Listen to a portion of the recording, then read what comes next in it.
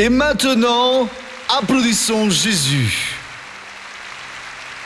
Mes amis, le spectacle de la foi a été utilisé par Dieu comme une réunion entre des personnes qui sont à la recherche de la vérité, et ces personnes ont trouvé cette vérité et ont été libérées. Pendant nos réunions ici, nous pouvons nous attendre à des manifestations du pouvoir divin. Mais pour cela, que devons-nous faire? Nous allons voir dans quelques instants quelque chose que la parole de Dieu va nous montrer. Mais il nous faut être prêts, il faut être prédisposés pour pouvoir agir au nom de Jésus, pour écouter la parole et prendre possession de la bénédiction. Et quand nous acceptons ce que Dieu nous révèle alors et que nous demandons des choses, vous pouvez être sûr que notre Seigneur et Sauveur Jésus-Christ descend ici parmi nous, opère et fait des merveilles.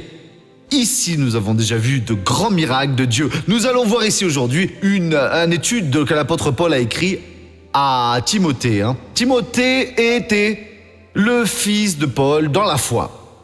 C'était un jeune prêcheur dont la grand-mère était fidèle à Dieu, la mère était fidèle à Dieu, et très jeune, il a décidé d'être fidèle à Dieu. Ce qui est beau, c'est quand la personne a une opportunité très tôt comme ça dans la vie, quand ça arrive comme ça, et qu'elle ne perd pas cette opportunité. Elle s'y accroche, quand elle ne laisse pas passer, elle s'y accroche, et alors elle va réussir, bien sûr. Ce que Paul a écrit à Timothée vaut pour moi et alors aussi pour vous. Chaque petite phrase là est le titre d'un message ou d'un livre bien épais, bien volumineux. Il commence dans la seconde lettre, chapitre 2, en parlant avec Timothée. Et je voulais commencer avec ce verset, le premier de la deuxième lettre, car ici, il y a un message pour celui qui se sent faible dans la foi, pour celui qui se sent impuissant devant une attaque malveillante, qui a besoin d'un miracle. Mais missionnaire, je ne vois aucun miracle, mais il va y arriver au nom de Jésus. Et Paul a dit ainsi à Timothée, c'est là la deuxième épître, a dit à Timothée 2:1. Toi donc, mon enfant, fortifie-toi dans la grâce qui est en Jésus-Christ. La grâce de Dieu est venue ainsi momentanément sur des personnes pour les éduquer, pour un ministère. Mais c'est Jésus qui l'a apporté à l'humanité. Quand le Seigneur Jésus est remonté au ciel, il n'a pas emmené la grâce avec lui, non, il l'a laissé ici. Il a apporté la grâce et la vérité. La grâce de Dieu, qu'est-ce que c'est donc? Les théologiens disent que c'est une faveur non méritée. Et ils n'ont pas tort, non? De plus, chaque faveur de Dieu n'est pas méritée. Ce n'est pas grâce à notre mérite. Mais la grâce, je sais que c'est ce geste de Dieu en notre faveur. Le jour où une personne écoute la parole de Dieu, elle ne sentira plus jamais, si elle est intelligente, avoir le manque de Dieu dans sa vie. Ce qu'elle a entendu, même si c'était qu'une courte citation de la Bible qui a attiré son attention, son âme a été illuminée. Sauf que certaines personnes, Jésus lui-même l'a dit, la lumière est venue au monde et les hommes ont préféré les ténèbres à la lumière car ses œuvres étaient plus. Les gens ont des rêves secrets, des rêves mauvais, des pratiques malhonnêtes et ils ne veulent pas ouvrir la main. Et voilà, ils perdent la grâce de Dieu, ils perdent la vie éternelle. Ils perdent Dieu qui opère dans leur vie en protégeant, surveillant, répondant. Celui qui craint Dieu, je veux dire, qui est responsable de lui-même, en écoutant la parole de Dieu, il dit « Voilà le chemin ». Car Dieu illumine, sans aucun doute. La personne sait que tout cela est de Dieu. Mon père me racontait une histoire quand j'étais tout petit. Je devais avoir environ 6 ou 7 ans, j'étais déjà fidèle à Dieu. Dans notre ville, il y avait un homme qui était riche, je ne vais pas citer son nom pour éviter... c'est une toute petite ville, les habitants seraient fâchés si je le disais.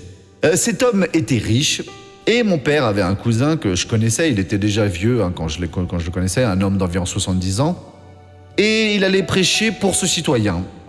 Il avait le plaisir de prêcher. Il arrivait là-bas et commençait à parler, ce citoyen se bouchait les oreilles et il disait « Ne me parle pas de Jésus car je veux mourir innocent. » Et moi je riais, tout comme vous riez maintenant. Je dis « Papa, mais il n'est plus innocent. » Toi, mon fils, il m'a dit, tu sais, et cet homme célèbre et riche, il disait ces bêtises-là. Enfin, Ensuite, il a compris que Dieu lui parlait.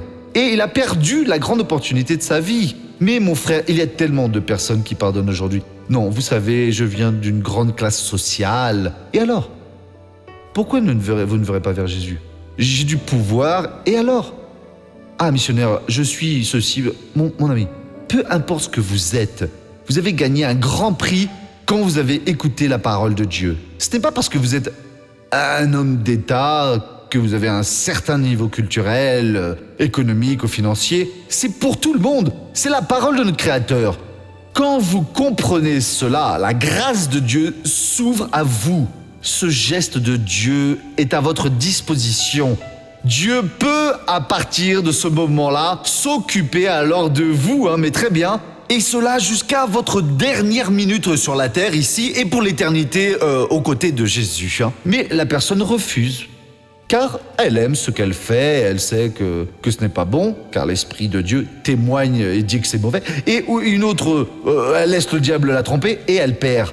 Paul, car il aimait son fils dans la foi, a dit « Donc, toi donc, mon enfant, fortifie-toi dans la grâce qui est en Jésus-Christ. J'ai besoin de me fortifier dans cette grâce. » Vous en avez besoin. Personne n'en est épargné. Comment vais-je me fortifier? En lisant la Bible. Nous avons l'obligation de lire la parole et Jésus nous a dit « Examiner les Écritures, prendre soin d'elles pour toute la vie, ce sont elles qui nous justifient. » Et c'est là que nous apprenons qui est Jésus, ce qu'il a fait pour nous, ce qu'il peut faire. Les écrits parlent de nous. Quand nous lisons, on dirait que c'est une lettre personnelle de Dieu pour nous, vous savez, en ouvrant notre cœur pour que nous puissions mieux le connaître, mieux vivre et ainsi pouvoir réussir mieux dans la vie. Mais il y a des gens qui ne pensent pas à tout cela. Quand vous lisez la Bible et que vous comprenez, vous vous fortifiez. Quand vous priez, non, je ne parle pas de la prière de comme quand vous étiez petit et que vous aviez peur du croque-mitaine et que vous alliez vous coucher et vous remontiez la couverture sur votre tête avant d'aller dormir. Non, je parle de cette prière où vous parlez avec Dieu. Seigneur, je veux t'ouvrir mon cœur. Je n'ai pas vécu comme j'aurais dû vivre. Mes yeux ont été malhonnêtes. Mon esprit a été immonde, mon cœur perverti. Dieu, j'ai besoin de ton aide. Et vous vous ouvrez à Dieu et vous commencez à vous fortifier. Car ce que vous avez appris devient plus fort dans votre vie. La parole de Dieu se consolide, elle s'enracine et vous vous fortifiez. Et vous commencez alors, je ne vais plus faire cela, Seigneur. Vous arrêtez et vous venez, et non, j'ai changé radicalement. Maintenant, ma vie est bien différente. Et alors, vous vous souvenez d'une bénédiction dont vous avez besoin, Père. Je prends possession de cette bénédiction. Et vous commencez en rampant alors dans la foi, puis vous vous relevez, et bientôt, vous êtes un adulte dans la foi. C'est cela que Paul disait à Timothée. Mon fils, fortifie-toi dans la grâce, dans la grâce du Christ Jésus-Christ. Car si vous êtes fortifié dans la grâce, Dieu peut vous donner la mission la plus impossible qui existe pour une personne. Au temps d'Israël, il y avait un roi qui s'appelait Achab. Et cet homme était perverti. Israël a été divisé en deux royaumes et il y avait le royaume du Nord avec deux tribus, bien plus grands que le royaume du Sud, Juda et Benjamin. Et ce roi Achab s'est marié avec une femme, vous deviez en avoir déjà entendu parler, elle s'appelle Jézabel, pervertie, touchée par le diable. Et elle n'est pas restée en retrait. Non, il était assez faible de caractère, mais elle a pris les rênes là et il faisait tant de mal. Il était introduit dans la terre du peuple de Dieu, de laquelle Dieu a retiré les Cananéens, les Éviens, les Jébusiens, les Ethniens et les Amoréens, et a donné cette terre à Israël. Il les a initiés à la sorcellerie. Chaque arbre vert là-bas avait une macumba dans les montagnes, il y avait des cavernes, c'était une folie. Personne ne respectait la parole de Dieu. Alors Dieu a parlé à un homme. Mon frère, quand Dieu parle avec quelqu'un, aujourd'hui, cela peut être une personne normale, sans aucune expression, et demain, elle peut devenir le chef d'une nation. Quand Dieu parle avec une personne, elle peut devenir un chef d'entreprise très important demain. Elle peut être le plus grand prêcheur que le pays ait déjà connu. Et alors Dieu nous appelle, mes amis. Nous vieillissons et Dieu appelle déjà une autre génération. Il les appelle et les prépare. Ici, dans le premier livre des rois, regardez bien ce qui se passe ici. Chapitre 17, premier livre des rois, chapitre 17.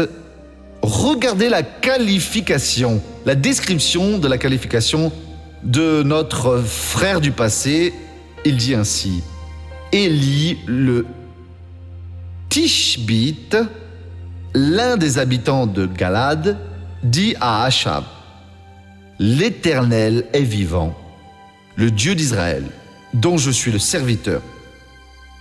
Il n'y aura ces années-ci ni rosée ni pluie, sinon à ma parole.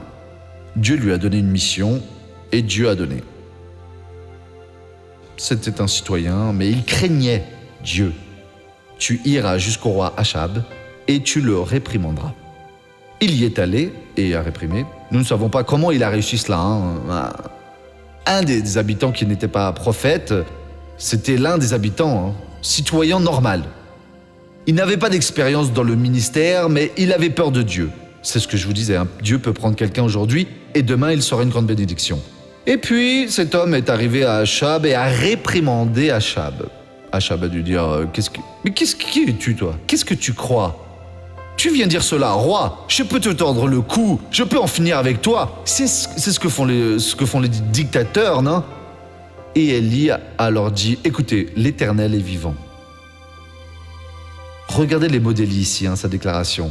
L'Éternel est vivant, le Dieu d'Israël, dont je suis le serviteur. Vous ne l'êtes pas, mais moi je le suis. Je suis un homme sous son autorité. Il n'y aura ces années-ci ni rosée, ni pluie, sinon à ma parole.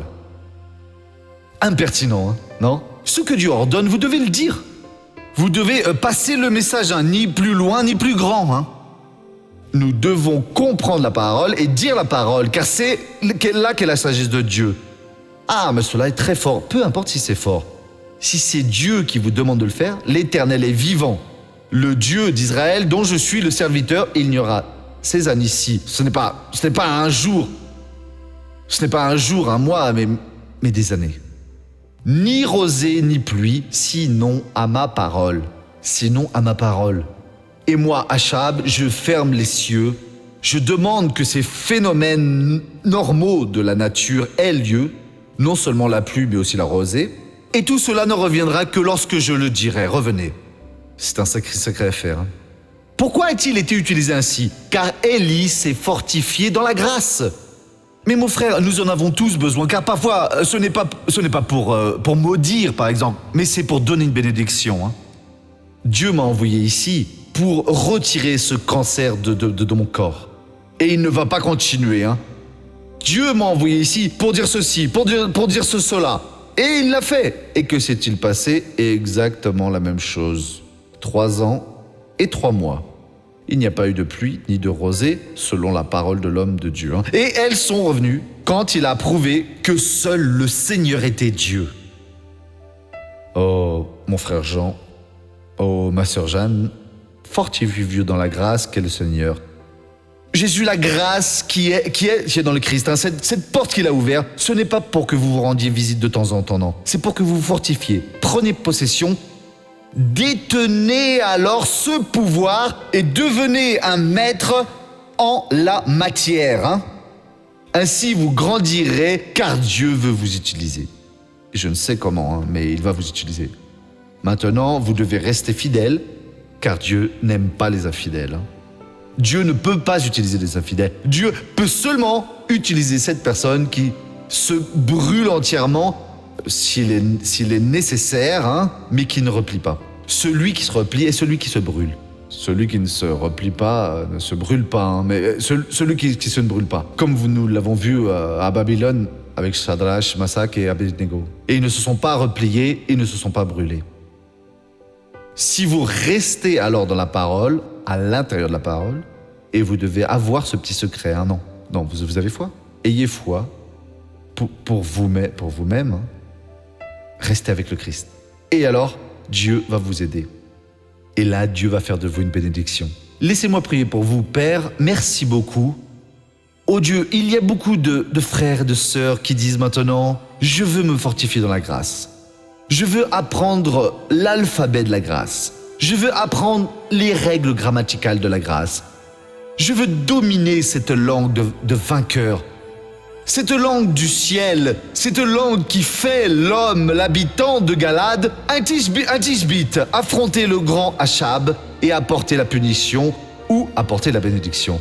Père, les serviteurs ne peuvent pas choisir. Je suis sûr qu'aujourd'hui, nous avons été alors envoyés, non pas pour punir, mais pour bénir la bonne nouvelle.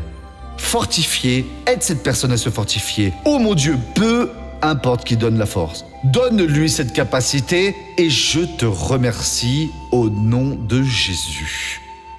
Et vous dites, merci Jésus. Voyons maintenant le feuilleton de la vie réelle.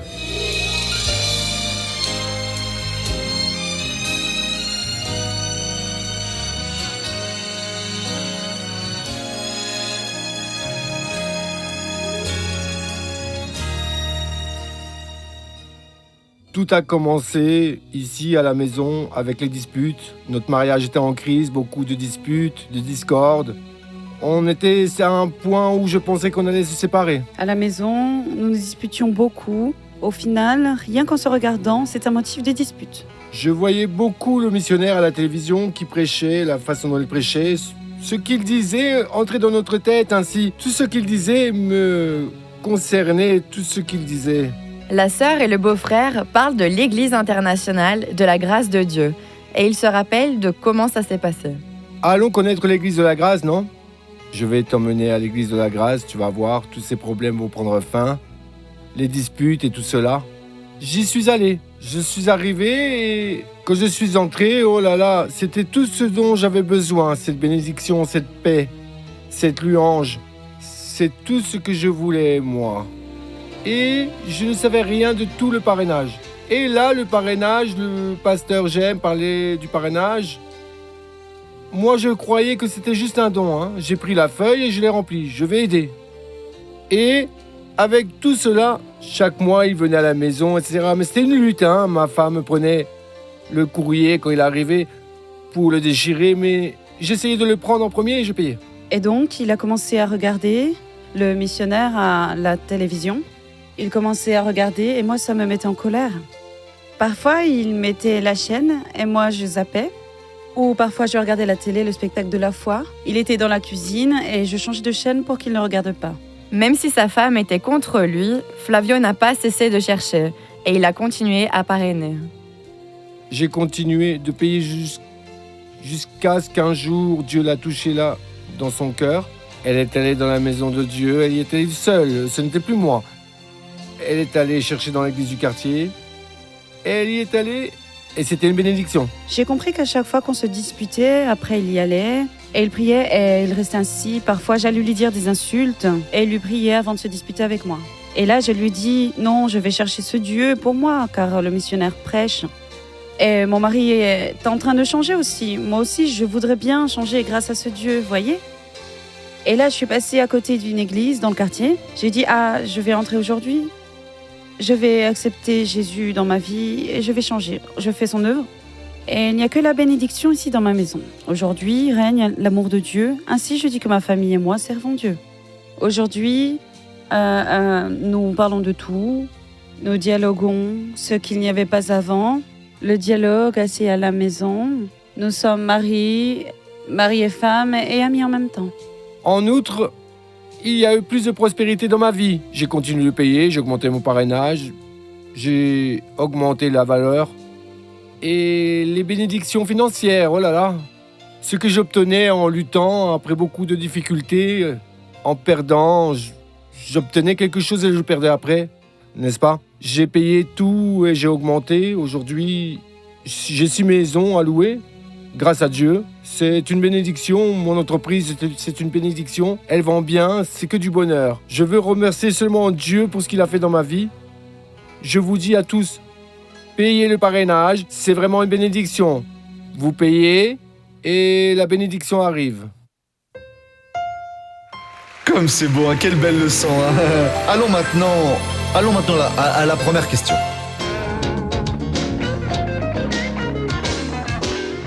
Pourquoi les chrétiens sont-ils comparés à des brebis ?